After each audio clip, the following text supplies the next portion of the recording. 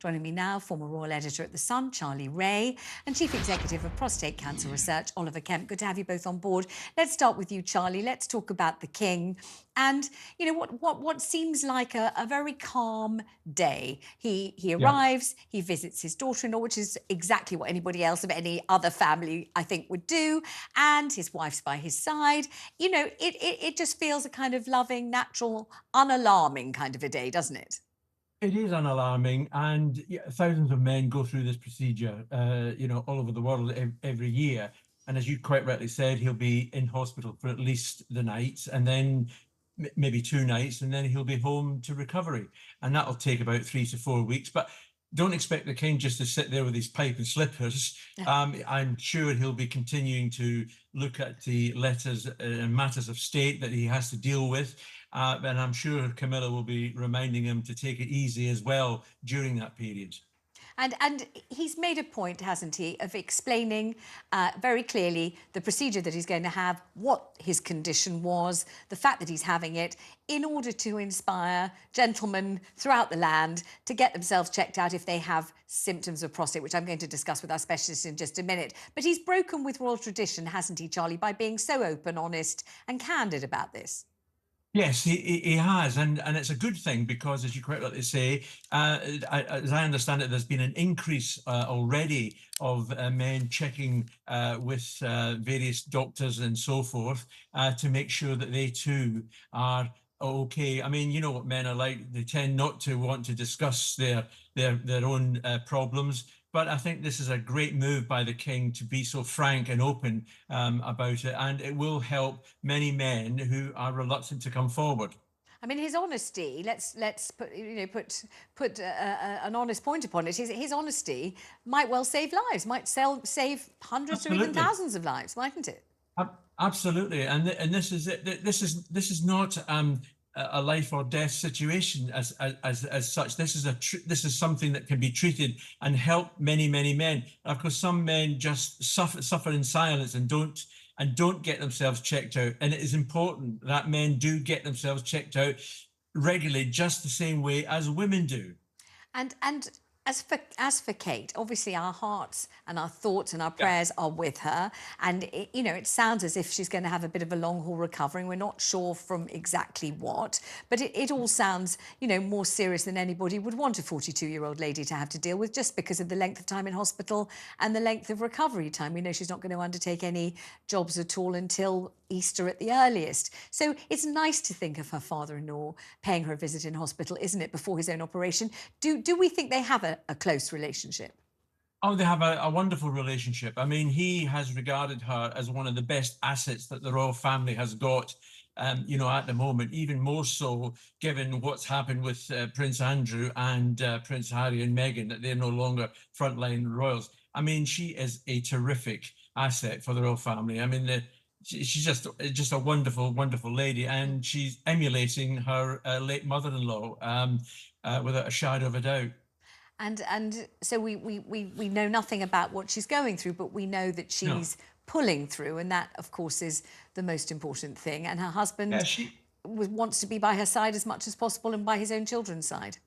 yes, it does, and she's already been in there for 10 days, so we would expect her to leave the hospital, all being well, towards the end of next week, where she will go home to Adelaide Cottage and recover with William and the children.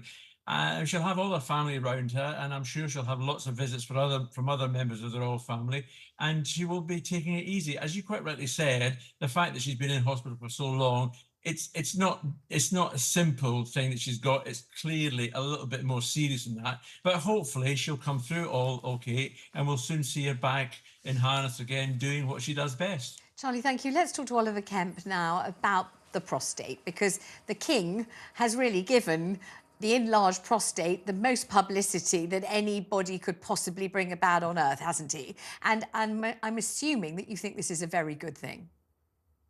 Yes, as Charlie was pointing out, I think the fact that the King is talking about these things openly has meant that we've had many more men come forward to our own website, and we've seen an 11-fold increase in men coming forward to the NHS website. So that's a a fantastic thing for the king to have done for men up and down the country. It certainly is. Can you talk us through the sorts of symptoms, Oliver, that might make a man think, aha, I might have an enlarged prostate. I think I might have what the king's got. I better go and get it checked out. What are the sorts of things to look out for in general? Yeah, I mean, normally you'd have problems, urinary problems. So it would be things like starting to urine. You'd probably have problems in terms of perhaps wanting to get up and pee during the night, peeing more often than you would probably expect. So you'd probably see the main symptoms that you would experience would be the enlarged prostate pushing on the bladder, which would cause problems with your urine.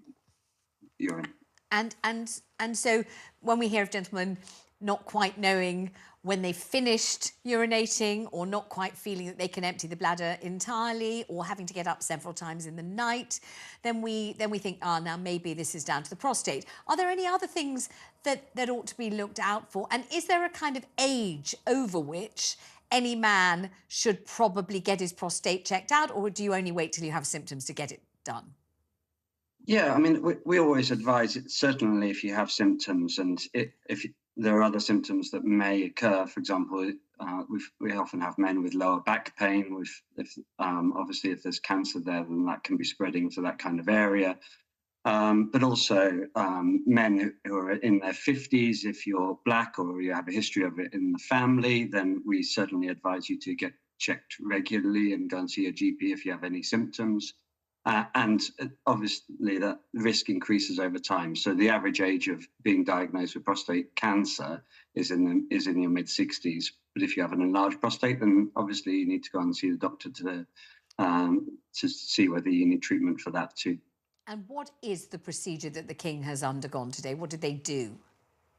So as far as I understand it, he's gone through laser therapy, which is to reduce the pressure that the prostate is putting on the bladder. It basically removes excess tissue to reduce the size of the prostate and therefore reduce the pressure that that's putting on the bladder.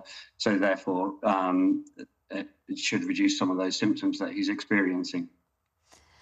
Well, thank you, Oliver, very much indeed. And Charlie, obviously, we've had, key members of the royal family taken out of the workforce, haven't we, all at once, the King and the Princess of Wales, and then, by definition, the Prince of Wales too. And yet, the fort seems to be being held perfectly well by the rest of them. We seem not to have noticed the difference too much, don't we? No, we haven't noticed very much. I mean, obviously, we won't see the King and the Princess of Wales and perhaps the Prince of Wales carrying out many royal duties in the coming weeks. But as we already discussed, everything's going along quite nicely. We'll wait for them to recover, and everything will be back to hopefully normal again very, very shortly. And as for Harry and Meghan at the Bob Marley premiere in Jamaica, it's been suggested that this was controversial, suggested that they had their picture taken alongside ministers who want to break free of the Commonwealth, etc. and so forth. I wonder whether, as a seasoned royal editor, you see it that way or whether you see it differently.